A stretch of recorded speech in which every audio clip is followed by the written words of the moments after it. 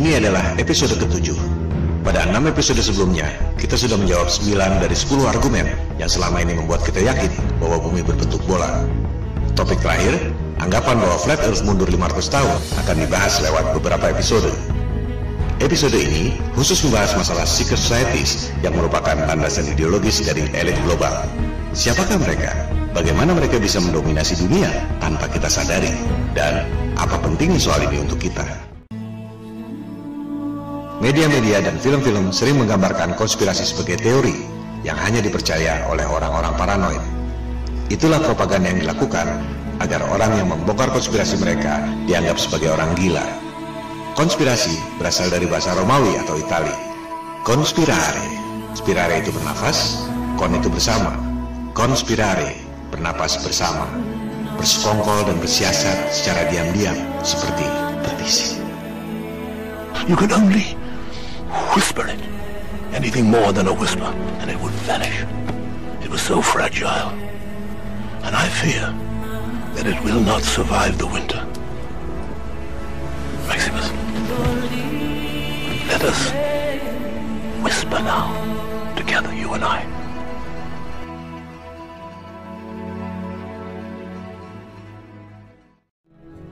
Istilah konspirasi populer lewat peristiwa tewasnya Julius Caesar. Ia ditusuk belati oleh 13 orang pengikut setianya yang sebelumnya merencanakan secara diam-diam. Conspirare, bernapas bersama. Konspirasi adalah khas perilaku secret societies yang gemar menyimpan rahasia di tempat ramai melalui kode-kode dan berbagai simbologi. Konspirasi dan secret societies adalah nyata, bukan teori. Mari kita dengar pidato Presiden Jeff Kennedy tentang konspirasi dan secret societies. The very word secrecy is repugnant in a free and open society. And we are, as a people, inherently and historically opposed to secret societies, to secret oaths, and to secret proceedings. For we are opposed around the world by a monolithic and ruthless conspiracy that relies primarily on covert means for expanding its sphere of influence, on infiltration instead of invasion, on subversion instead of elections, on intimidation instead of free choice. It is a system which has conscripted vast human and material resources into the building of a tightly knit, highly efficient machine that combines military, diplomatic, intelligence, economic, scientific, and political operations. Its preparations are concealed, not published. Its mistakes are buried, not headlined. Its dissenters are silenced, not praised. No expenditure is questioned, no secret is revealed. That is why the Athenian lawmaker Solon decreed it a crime for any citizen to shrink from controversy. I am asking your help in the tremendous task of informing and alerting the American people, confident that with your help, man will be what he was born to be, free and independent.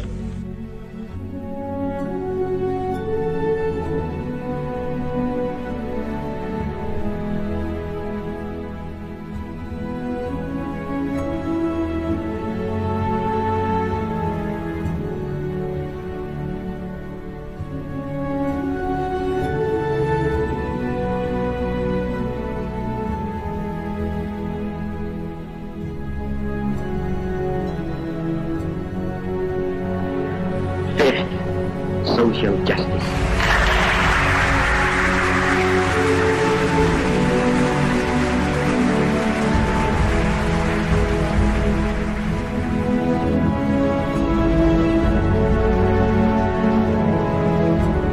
I hate imperialism. I detest colonialism.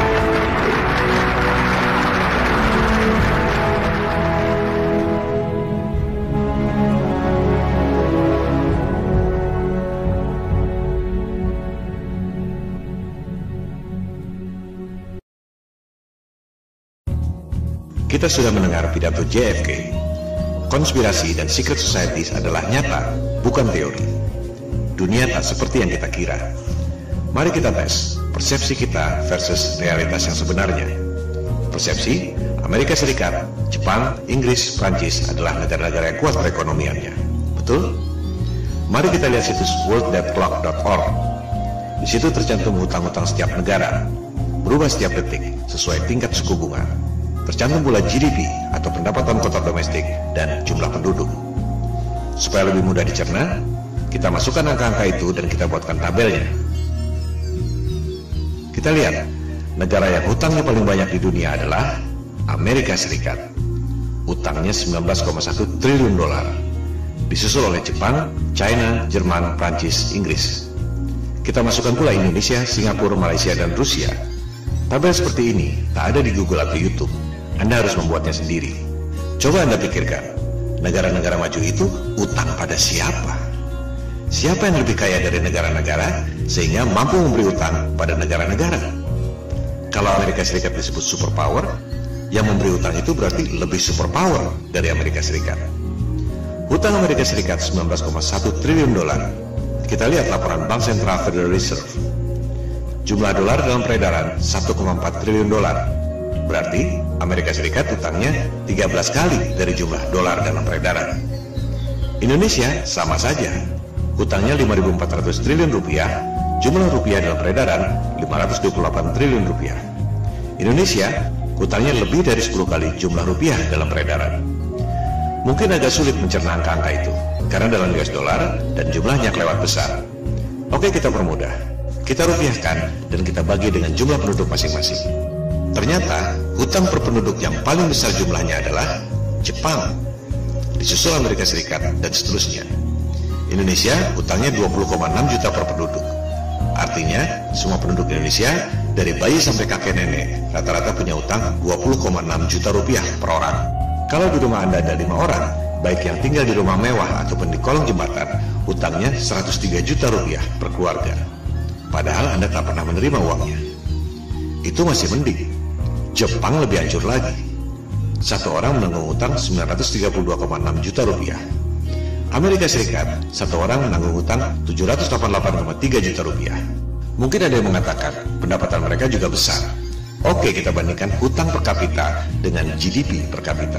Meski sebenarnya GDP itu termasuk pendapatan perusahaan asing di negara yang bersangkutan, sebenarnya kurang tepat untuk menggambarkan pendapatan per penduduk. Untuk mudahnya, dalam bahasa awam, GDP ini kita sebut saja pendapatan kotor. Kita lihat, pendapatan kotor per penduduk versus hutang per penduduk. Jepang nomor 1, hutangnya satu orang 217% dari pendapatannya. Amerika Serikat nomor 2, hutangnya satu penduduk 106% dari pendapatannya. Indonesia masih mendingan, hutang per penduduk 46,7% dari pendapatannya. Inilah kelakuan elit global. Grand design-nya adalah membangkrutkan semua negara di dunia, menghancurkan semua agama di dunia, agar tunduk pada tatanan dunia baru, New World Order. Mereka sudah melakukan ini selama 250 tahun terakhir. Mereka percaya bahwa mereka adalah orang-orang terpilih yang mendapat pencerahan dari Lucifer, sang iblis. Mereka percaya bahwa mereka ditakdirkan untuk menjadi Tuhan di dunia, dan umat manusia sedunia lainnya menjadi budak-budaknya. Ideologi ini sudah ada sepanjang sejarah umat manusia. Mereka adalah titisan doktrinal dari Raja Nimrod yang membangun menara Babel menjulang tinggi ke langit untuk menantang Tuhan yang menciptakan banjir Nuh. Cara mereka memandang dunia dan kehidupan sangat beda dengan kita. Yang kita bilang iblis, mereka bilang Tuhan. Yang kita bilang pembunuhan yang keji, mereka bilang ritual kurban yang suci. Mereka adalah antitesis dari kita. The Antichrist, bahasa Arabnya Al-Masih Ad-Dajjal. Alirannya disebut Freemason, New Age. Dulunya disebut Mystery School. Itulah cikal bakal secret societies, bersembunyi di tempat ramai, seperti iblis di kegelapan yang siap memaksa manusia. Tokoh Mystery Schools modern yang paling berpengaruh ajarannya adalah Madame Blavatsky, seorang cenayang asal Rusia. Anda lihat judul bukunya, The Secret Doctrine, gabungan dari sains, agama, dan filsafat. Anda ingat Hitler mengatakan masa Jerman adalah bangsa pilihan keturunan bangsa Arya? Pernahkah Anda pikir bagaimana mungkin orang bule Jerman mengaku keturunan bangsa Arya, bahasa Sanskerta? Jika Anda perhatikan, bahkan logo Nazi pun bernama swastika, Sanskerta. Itulah pengaruh Blavatsky. lewat bukunya The Secret Doctrine. Nazi didirikan oleh Thule Society, penganut aliran mistik Blavatsky.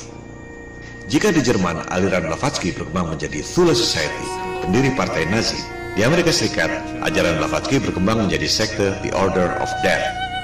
Simbolnya tulang tengkorak. Oleh sebab itu, orang lebih mengenalnya dengan sebutan sekte Skull and Bones.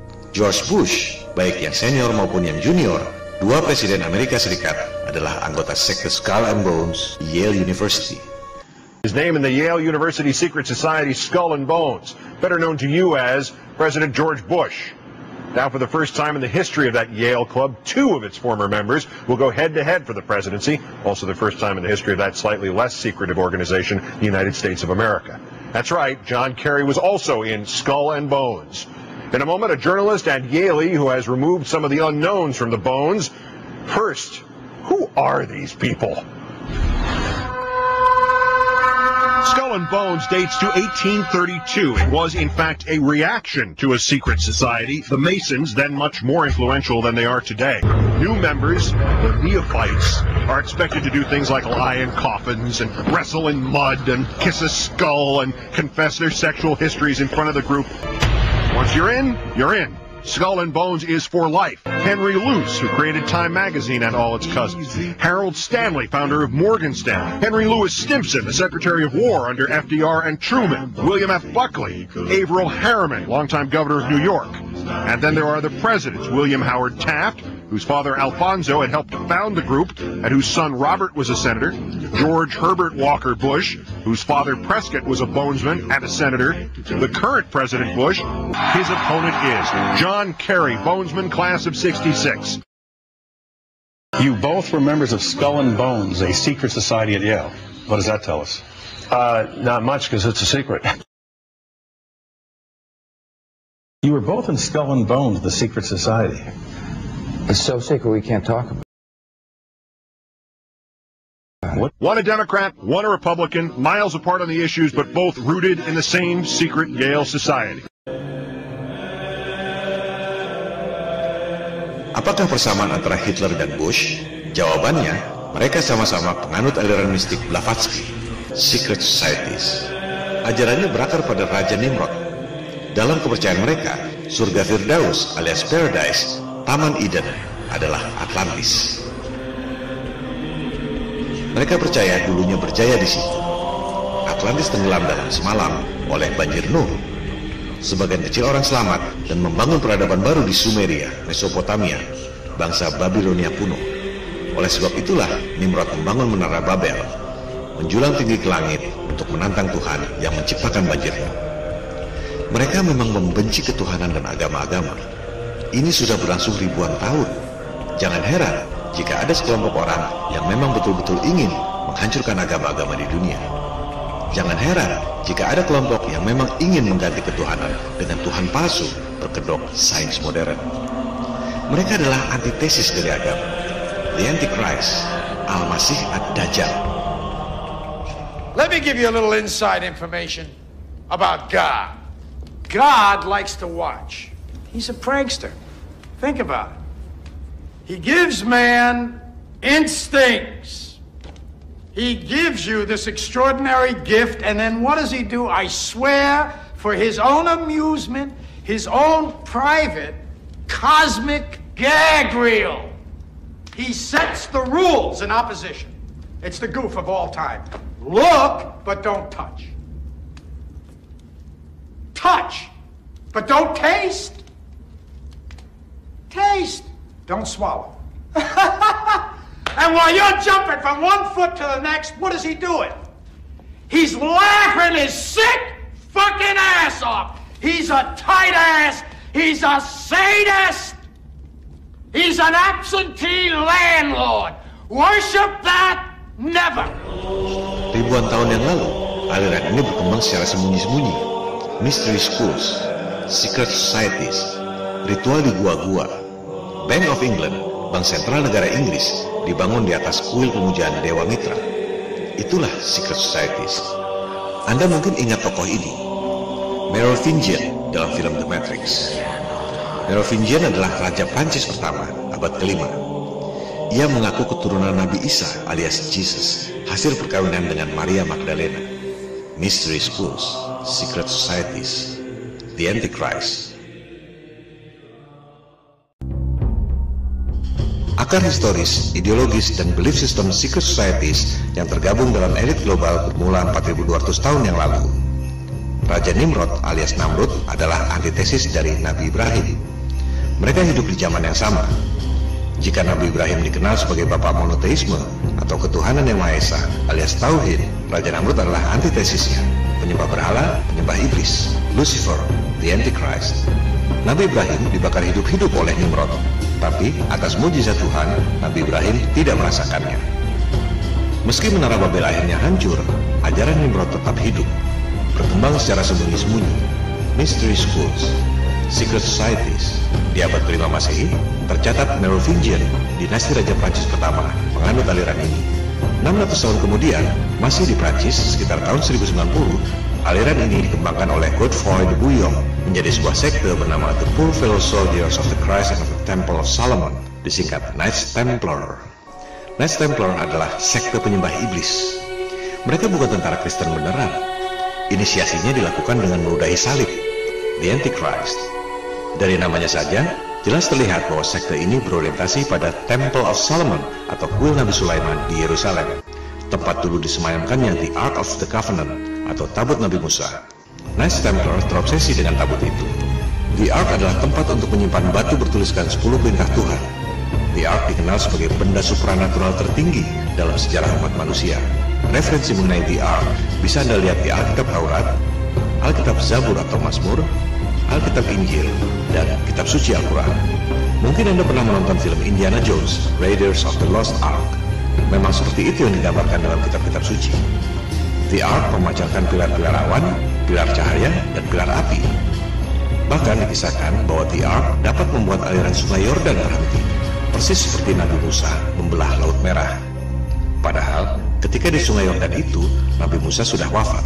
Ketika akhirnya Nabi Daud berhasil membangun kerajaan di Palestina, ia memerintahkan putranya, Nabi Sulaiman, untuk membuat kuil khusus guna menyimpan The Ark. Maka dibangunlah Temple of Solomon oleh Nabi Sulaiman. Lokasi Temple of Solomon adalah di Temple Mount atau Bait Suci alias Al-Haram Asy-Syarif atau tempat suci yang mulia. Itu adalah tempat suci bagi 3 agama, Yahudi, Kristen, dan Islam. Temple of Solomon atau disebut juga Bait Allah dibangun khusus untuk satu tujuan, menyimpan the Ark of Covenant. Maka disimpanlah tabut itu di atas sebuah batu dan dibuatkan kamar khusus, the Holy of Holies, yang suci dari yang suci. Batu tempat menyimpan the Ark itu disebut As-Sakrah. Saat ini, batu As-Sakrah ada di dalam Masjid Al-Sakrah atau Dome of the Rock. Lokasinya di seberang Masjid Al-Aqsa. Batu As-Sakrah ini, tempat dulu disemayamkannya tabut Nabi Musa, juga dipercaya sebagai tempat di mana Nabi Muhammad menjalankan Mi'raj melewati langit ke-7. Ketika awal-awal umat Islam menjalankan ibadah sholat, kiblatnya adalah Yerusalem, di Baitul Maqdis itu. Baru kemudian ketika di Madinah, turun wahyu yang memerintahkan pindah kiblat ke Ka'bah. Luar biasa, kota suci 3 agama. Temple of Solomon dibangun oleh Nabi Sulaiman sekitar tahun 900 sebelum Masehi. The Ark of Covenant hanya bertuah jika ada orang yang memiliki derajat spiritual yang sangat tinggi, seperti Nabi Musa, Nabi Daud, Nabi Sulaiman, dan lain-lain. Dalam bahasa awam, harus ada kuncennya. Jika tak ada holy man, maka tabut itu hanya peti biasa yang tak ada tuahnya. Itu sebabnya Temple of Solomon bisa dihancurkan oleh Raja Nebukadnezar II 300 tahun kemudian. Nebukadnezar II adalah Raja Neo-Babylonian atau Irak sekarang. Saddam Hussein dikenal mengklaim dirinya sebagai keturunan Nebukadnezar II yang menghancurkan Temple of Solomon. Sisa-sisa runtuhan Temple of Solomon inilah yang kemudian menjadi tembok ratapan. Tempat bangsa Yahudi meratapi kesedihan, awalnya akibat hancurnya kejayaan yang dibangun oleh Nabi Daud dan Nabi Sulaiman. Sejak diserang Nebukadnezar 2600 tahun lalu, tabut Nabi Musa hilang sampai sekarang. Tak ada yang tahu di mana tempatnya. Masjid Al-Aqsa dan Masjid Al-Sakrah dibangun abad ke-7, 1200 tahun setelah Temple of Solomon hancur. Kuil Nabi Sulaiman sudah hancur 1200 tahun sebelum Islam lahir. Umat Yahudi, Kristen, dan Islam di Yerusalem adalah tetangga yang rukun. Mereka tak pernah perang. Tak akan ada perang jika tak ada yang provokasi. Umat 3 agama hidup rukun bertetangga selama ribuan tahun. Baru ada konflik setelah dipecah belah oleh Inggris melalui British Mandate on Palestine 1922 yang berbuntut lahirnya negara Israel tahun 1948. Kita akan membahas soal adu domba elit global ini nanti. Silakan Anda buka situs Old City Jerusalem di Wikipedia. Ada keterangan di situ. Ketika Khalifah Umar bin Khattab tiba di kota suci Yerusalem, ia justru disambut hangat oleh otoritas agama Kristen di Yerusalem. Tak ada perang. Justru Umar dianggap sebagai pelindung dan penyelamat kota Yerusalem oleh pimpinan tertinggi agama Kristen di situ, yaitu Sophronius. Umar dipersilakan melaksanakan sholat di gereja Yerusalem, tapi Umar menolak karena takut suatu saat umat Islam mengklaim gereja itu sebagai tempat sholat. Umar sholat di luar gereja dan menulis surat kepada otoritas agama Kristen di situ yang isinya melindungi gereja dan melarang umat Islam mengklaim gereja itu. Inilah contoh nyata keteladanan kerukunan umat beragama yang tak diajarkan di sekolah.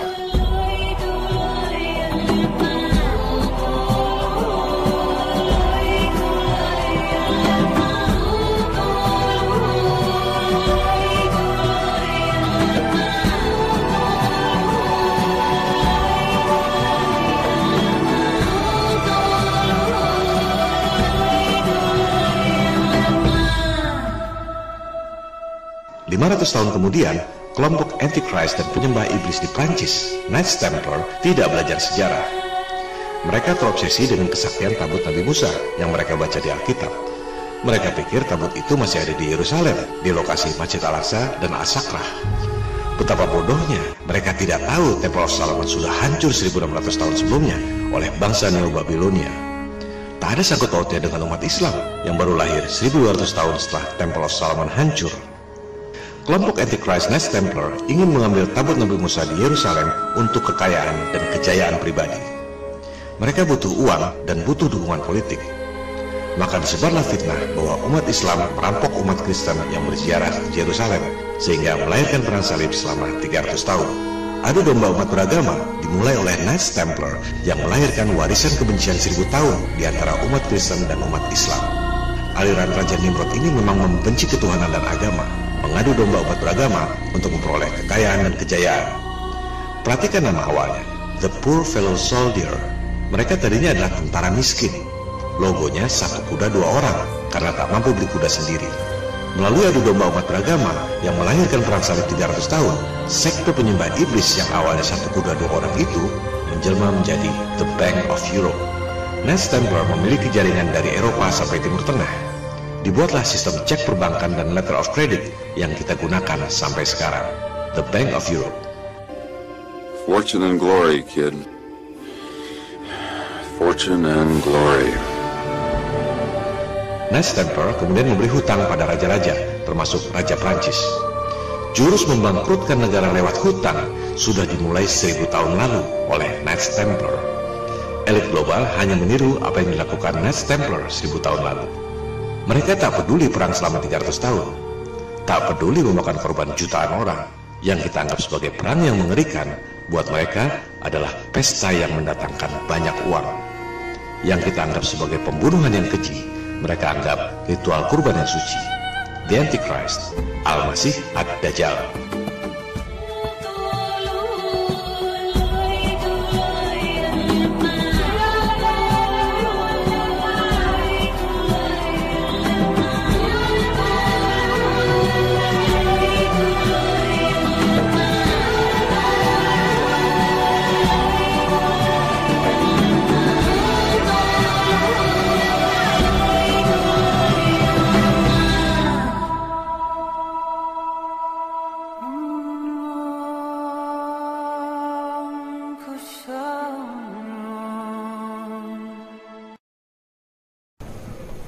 What is your opinion on my crusade?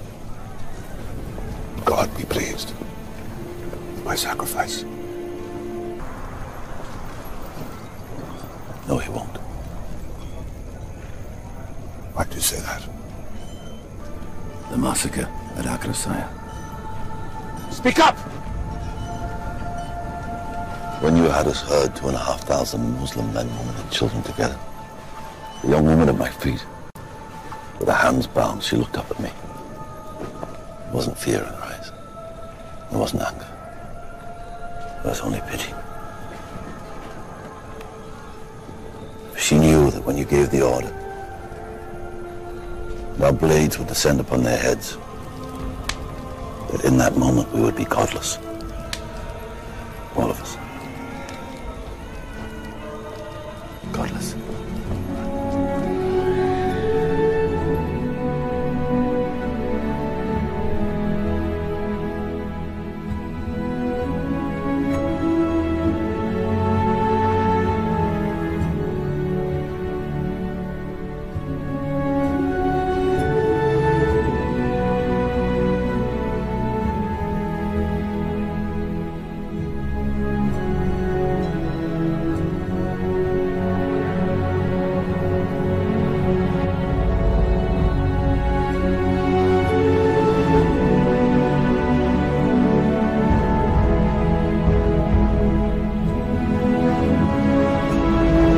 Let's remember here, the people we are fighting today, we funded.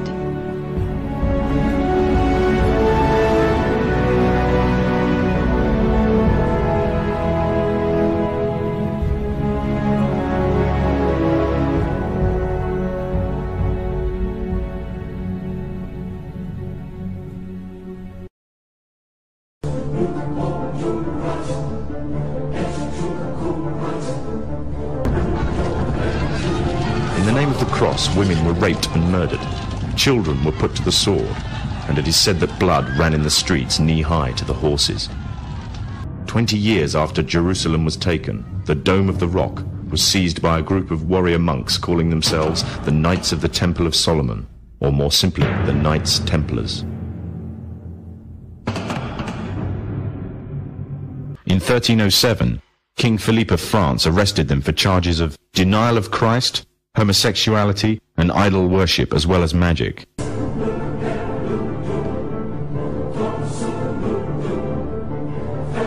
Pope Clement V declared all Templars as heretics to Christianity, ordering all their properties to be seized.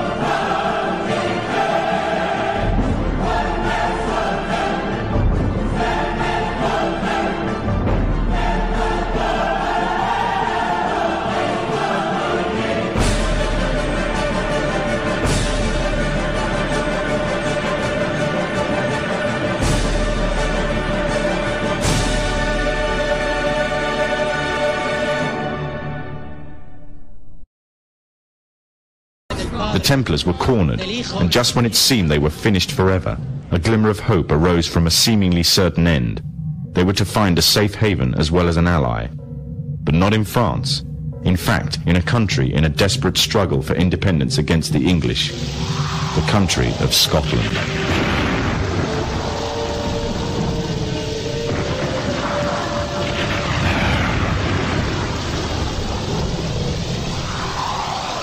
For some, Scotland's hope of independence had died with the death of William Wallace. However, to the King of Scotland, Robert the Bruce, the arrival of the Templars gave him a new secret weapon. Their experience, gained over 200 years of fighting the mighty armies of Islam, had made them expert in combat and warfare, and more than a match for any army brought before them. In 1314, the Templars, allied with Robert the Bruce and his army, took to the fields of Bannockburn in the long-awaited showdown with the English.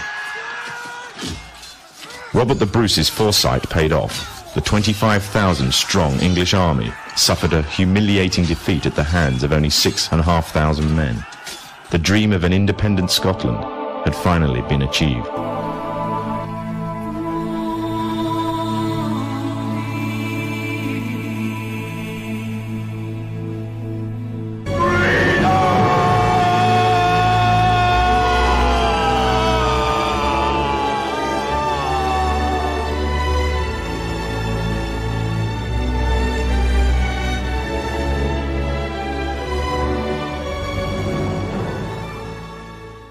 The Templars had brought themselves back from the brink of destruction, and never again would they allow themselves to be destroyed. This time, they would control the country by controlling its kings.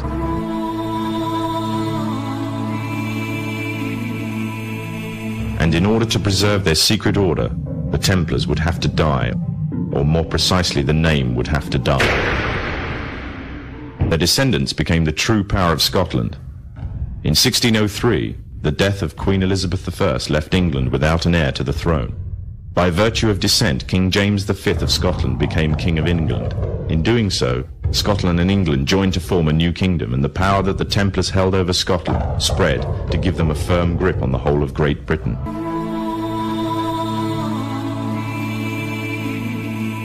All the time they were planning, regrouping, and infiltrating positions of power in all corners of the kingdom. They had grown in both number and strength, and were now ready to coin a new identity, free from their reputation of the past, and given credibility by none other than the monarchy and aristocracy of England. And the name they chose for themselves was a name that would be known by many, but understood by a few. This new name, the Freemasons.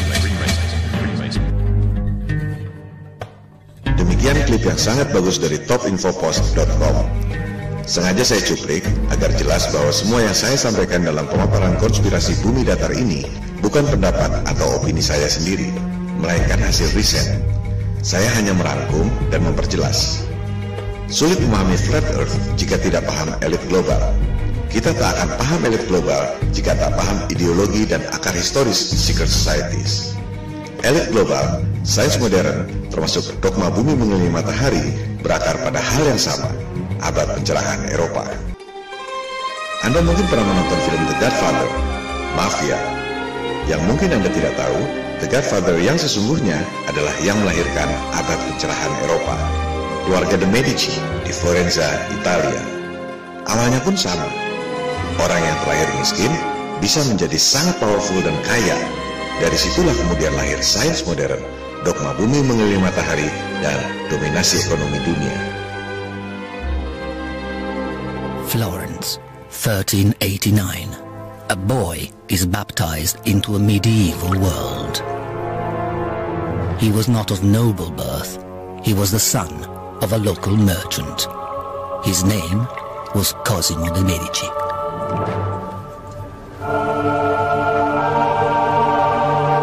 From humble beginnings, his dynasty would seek power and influence, and not stop until they secured the papacy itself. Theirs was a world where power came at a price.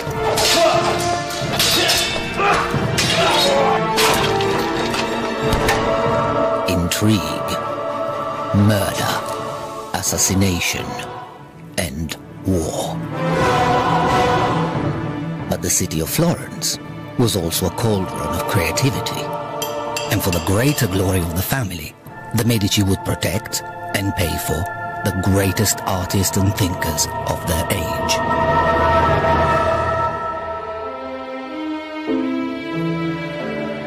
Michelangelo, Brunelleschi,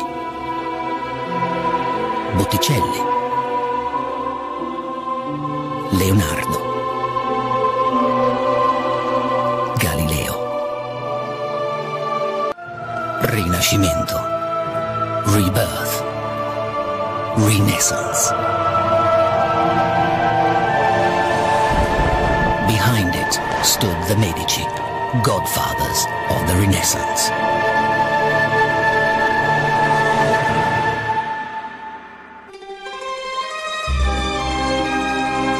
Anda lihat sendiri, para arsitek abad pencerahan Eropa seperti Michelangelo, Leonardo da Vinci, Galileo adalah anak asuh sang godfather, the Medici. Dari situlah lahir istilah Freemason, tukang batu yang berpikiran bebas. Dogma bumi mengelilingi matahari dimulai dari situ. Diajarkan di sekolah-sekolah sejak abad ke-16, meski sebenarnya Galileo tak dapat membuktikan teorinya. Jika bumi berputar mengelilingi matahari, maka rasi bintang seharusnya berubah setiap 6 bulan. Ini yang disebut sebagai stellar parallax yang sudah kita bahas di episode 3. Rasi bintang tidak berubah. Sebaliknya, jika bumi mengelilingi matahari dan bintang-bintang itu masing-masing terpisah jarak triliunan kilometer, Bagaimana mungkin semua bintang bergerak ke arah yang sama dengan kecepatan yang sama pula? Mereka mengatakan itu sebagai cosmic coincidence, kebetulan kosmik. Sama juga dengan mengatakan orang-orang ini jaraknya berjauhan.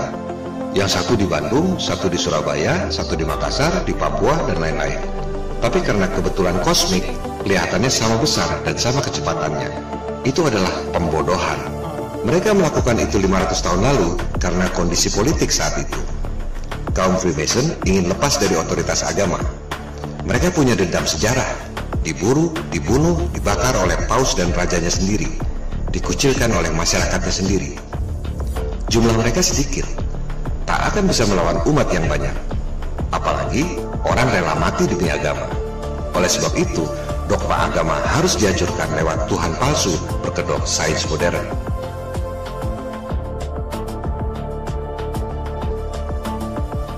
And tonight I want to emphasize that 500 years of science have demonstrated that God, that vague notion, is not likely.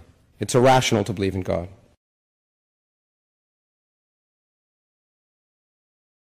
The God of the Old Testament is arguably the most unpleasant character in all fiction. Jealous and proud of it, a petty, unjust, unforgiving control freak, a vindictive, bloodthirsty ethnic cleanser, a misogynistic, homophobic, racist, infanticidal, genocidal, filicidal, pestilential, megalomaniacal, sadomasochistic, capriciously malevolent bully. So that's what you think of God? Yeah, to free yourself from primitive superstition. So religion's a primitive superstition? Oh, I think it is, yes. I think a lot of people, when they give up God, feel a great sense of release and freedom. Itulah cara untuk melemahkan umat yang banyak agar tunduk pada segelintir orang dalam tatanan dunia yang baru, the New World Order. Dari kalangan Freemason itu, kemudian lahir sebuah kelompok elit yang disebut Illuminati. Kita harus perjelas di sini, tidak semua Freemason itu Illuminati.